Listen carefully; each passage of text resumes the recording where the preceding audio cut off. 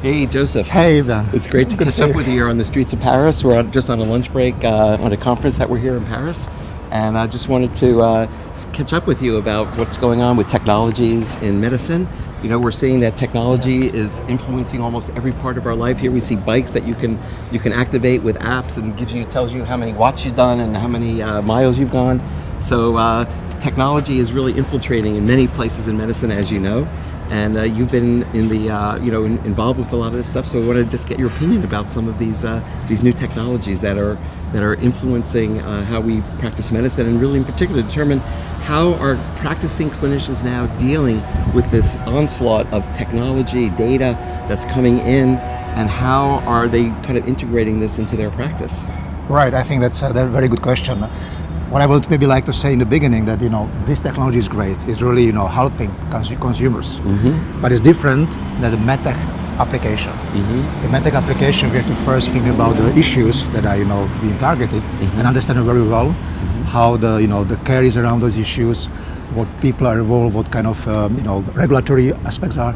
Only then we can speak about solutions. Mm-hmm. Because this is something that people get and mm-hmm. try to use it. Mm-hmm. And they figure out how to use it, give a feedback to the producers. Mm-hmm. In the medtech, the need should drive the mm-hmm. development. Yeah, there's a fundamental difference. Yeah.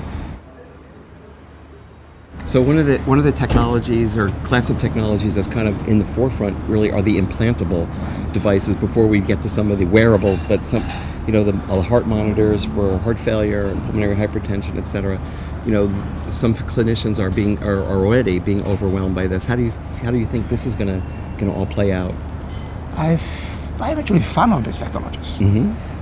For one reason is because so far we are failing to monitor properly these patients. We are good maybe ruling out using biomarkers. We can rule out patients with heart failure or not heart failure, but then take it down and predict when the patient worsens. Mm-hmm. We are not really good at it. Right.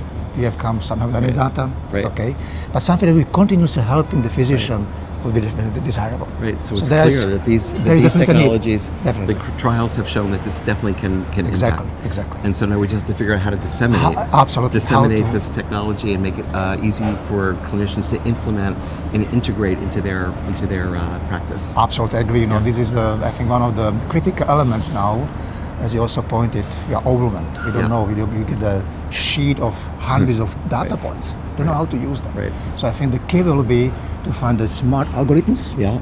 So this goes under the term of artificial intelligence, maybe. machine learning. Exactly. So that's kind of where maybe how to deal with all these data. Probably yes. So that's we just talked about the implantables, but now obviously the goal in a lot of these areas is to go to wearables that are in many instances direct to consumer marketing. Right. So people are asking for these things. They want to wear sensors. They want to wear things.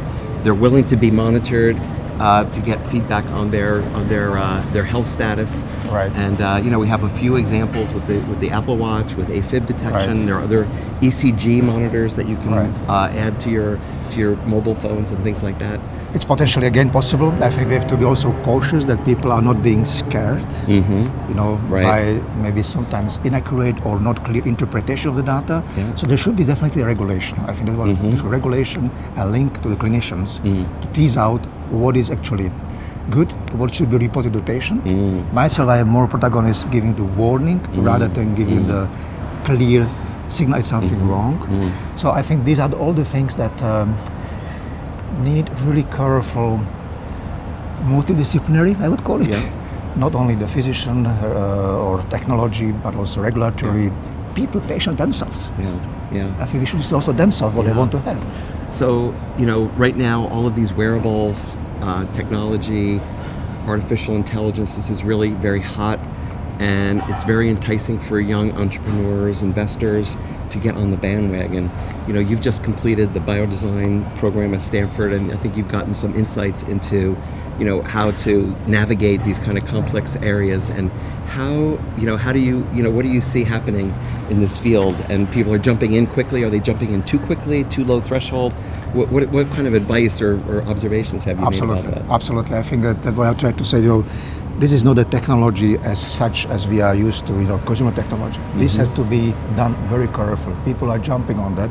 Should really think very well on the need that they're addressing, understand very well in the specific need what stakeholders, physicians, regulatory, hospital administrators, government, who are involved, what is their intake and potential benefit or risk when this is applied. Right. And then if this creates a potential value, then they should find a solution. So in the beginning, they should take their time to understand the problem, and then, of course, go full speed. Yeah.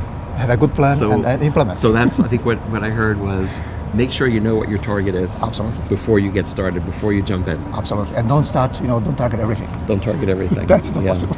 That's very good advice. Well, it's been really nice to just catch up with you on the streets and enjoy the rest of the. You too. Enjoy the rest of the. Thank you very much. It was a pleasure. Thank you.